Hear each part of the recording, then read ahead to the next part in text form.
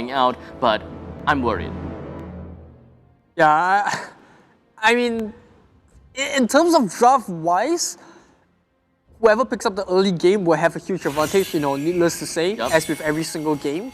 But with Forsaken, it will matter even more because for RSG here, it's just going to look to try to steamroll with that Popo and Koopa in case immediately see Forza invading at level 1, kind of just ignoring the fact that they have an Estus.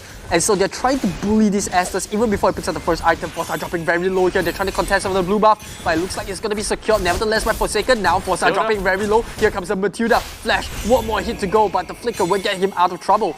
And Sana's going to burn that Flicker as well. Oh no, Sana, both heroes on the side of RSG going to burn that Flicker to get out of trouble. But more importantly, Forsaken, they don't lose anything. They still manage to secure that blue buff on that Roger. Doesn't seem too much of a deal for both Forsaken as well as RSG because they are really trying to do whatever that they can to work things out. And in the meantime, LY4 is just gradually heading himself into the opponent's jungle to farm up as much as he can. And he also stole the opponent's the red buff with the help of Esmeralda. So they don't really even care about their own red buff. And now Granger will slowly head his way over back to their own jungle to take their own purple buff. And that is going to help LY4 skyrocket in terms of damage, in terms of itemizations as well. So LY4 probably is going to head himself off into a really good early game and roam together with Forza, Sync, or perhaps even literally the entire team from RSG. Yeah, just a very small thing to note here, right? You saw Forza as well as Sana kind of just invaded that blue buff. And while RSG was still with the red, once they managed to get out of trouble, they immediately rotated back to the top lane. It might look like it's just to put a little bit of early pressure on Lapu Lapu, but what this does for RSG is that they also cover their own red buff. So if there is ever a need to counter Forsaken's invade to take the red buff from Granger's jungle, they are always ready for a team fight. And this is the small little micro plays and the macro rotations that RSG has on lock. And now we go. LY4 already hitting that level 5, does have his ultimate there. Almost managed to burst out the ants. Jason trying to dive in with the Paquito, but just slightly out of range, not even using the double punch net out. That being said, Singsi coming in for Sing, coming in from the back with the falling star moon. Just manages to pick up the kill onto double. And that is Alice down. And not only that, RSG will also pick up a turtle for their reward as a 2-0.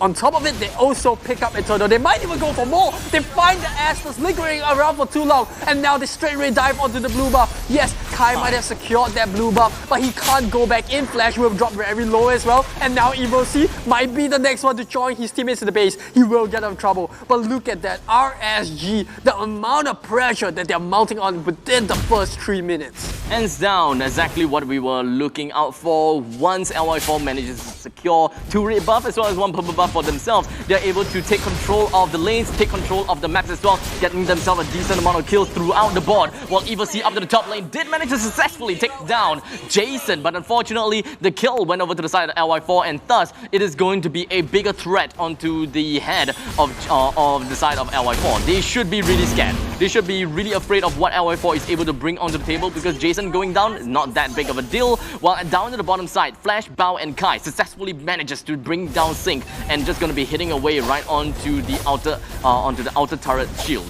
And this is what I love to see coming out of Forsaken, knowing that they can't win the team fight early game. They have a lot of late game heroes on the side. Right? They have this Matilda that's going to be able to build on 1-2 items. They need a bit of farm on Lapu Lapu.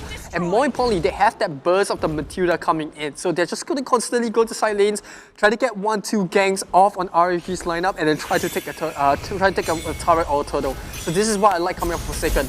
A turtle fight coming up in the next 25 seconds. But Bao caught in a very bad position. He didn't have a frontliner there. Tried to go for a face check, but RSG none the wiser, just catching them on. Double's just going to go down immediately as well. And this is looking bad for Forsaken, because without this Alice, this just means that RSG is going to give her a free turtle. Oh, the traps that's being laid down by Forza is definitely one thing that they should be afraid of. A stun after a stun after a stun is definitely tough. Jason jumps right in onto Evil C. He did not exactly get the combo that we wanted, but it just pretty much to just push Evil C away from the top lane as he exerts a little bit more dominance together with the rest of RSG as he secures the turtle. In the meantime, Bao, HP down low, completely critical, down to the hands of Sana, while Jason completely jumps onto the back lines, while Evil C completely out of position. He tries to go for a 1v5. He tries to make make some space, but the space that he made is just for his opponent to run, just for his teammates to run away, which is actually not quite necessary because Forsaken has already secured an exit for themselves.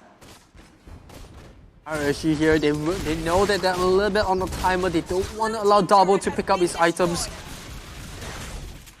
You see, 1v1 duel onto the bot lane, but RSG putting up so much pressure on the tier 2 on this top side. Forsaken just gonna clear up the waves, not really looking for a team fight, and rightfully so. They need a bit more time on that Lapu Lapu to come online. He's just managed to pick up his Bloodlust X, so he should be able to provide some sort of damage coming into the next team fight. But look at this, Forsaken, picking up both the Alice as well as Lapu Lapu. The goal here is to pick up 2 tanky bruisers that can sort of just sustain through the damage from RSG. And now the entire team of RSG jumps right on top of Flash. No one can pretty much face check into the brushes as much as, like, literally no one can do that. While Kai takes a kill down on the Forza, they want to go for more as Double is just going to be making his play right on top of Sync, but unfortunately the amount of CC just going up all top is just way too much for them to handle. Jason, he still has got himself the next knockout strike and enables him to go for the next one, while the rest Forsaken completely disintegrated. They are decimated under the hands of RSG, and thus the middle lane first turret is going to be taken down by Forsaken, and the amount of kill lead the RSG has got for themselves is a total of 10,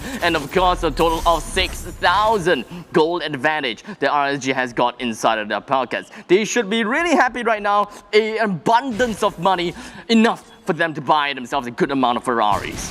Look at that, Forza first one to go in is the Popo and Koopa. Yes, did sacrifice his life, but look at how much Forsaken had to throw him.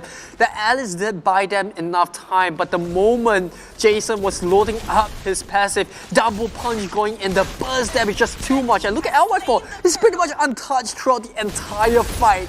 And this is why you don't give up the Paquito. He's just so much space. Yeah, so much space not only created by Jason, but the burst damage dealt by the Paquito just instantly outweighed the healing that the Estus could have brought to Forsaken's lineup. Yeah, the itemization from Jason is no doubt gonna be a Bloodlust X, and he should be able to pick up the Hunter Strike right about now. Hunter Strike is gonna enable him. Okay, the Hunter Strike is gonna go on to LY4 first. So this is going to enable RSG with a grand amount of mobility down up top. Sync actually just going to nosedive onto the turret, gets himself a kill on the Evil Sea, and perhaps even onto Bao.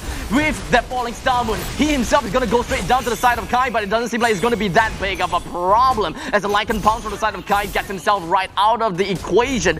But Flash goes down for the count, and thus the inhibitor turret at the top lane is destroyed, while the second turret in the bottom lane may be under threat as Double is unable to save his own soul. Ooh. As Sana immediately breaks him down right under the turret's nose.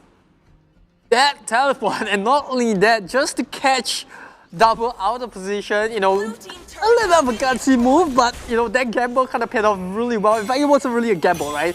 He just took a turret shot to the face. If it happened to work, then it works. If it doesn't get a kill, it's okay. We get the outer turrets anyway. Yes, like either way, they were going to secure that tier 2 turret, but it's just a bonus. Yeah, the pacing of the lore you brought to the game just allows RSG to move so freely on the map, and this is the control that I was talking about. RSG just constantly one step ahead in terms of rotation, and this is just proving a little bit of a problem for Forsaken. I would throw a little bit of a lifeline there. I think Forsaken still have one more fight in them. They need to try to delay this game. No matter what it takes, they need to delay it as long as possible. That's when the Alice is going to shine, and that's when Lapu Lapu gets tankier by the minute as well. Now, on the contrary, with the 10,000 gold lead that RSG have, Forsaken will definitely have a lot of tough time for the side of Kai to even get himself the items up.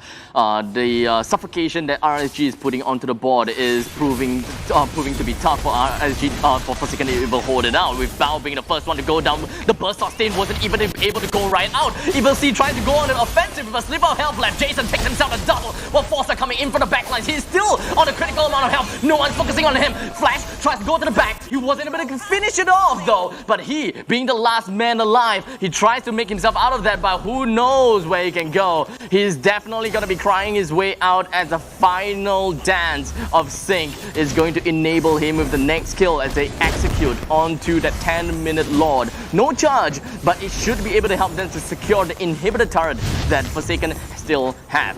Bringing the entire base into a barren wasteland is definitely going to be the next step of victory for RSG.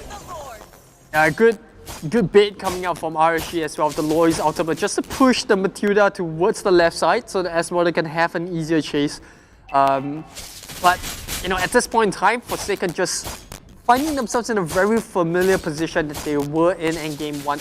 A little bit faster than the previous game, but... A lot faster, actually. Yeah, but... 10,000 goal lead. Back to the same destination, right? It doesn't really matter how RSG gets there, as long as they're quicker in terms of the rotation, as long as they pick up the turtles and the lords at a faster pace.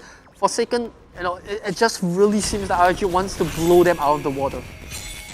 10,000 goal lead. Completely suffocated from farm. There is just no way that Kai can get himself into the game because the entire team of RSG very likely just going to be jumping onto Kai once the front line gets thinned down.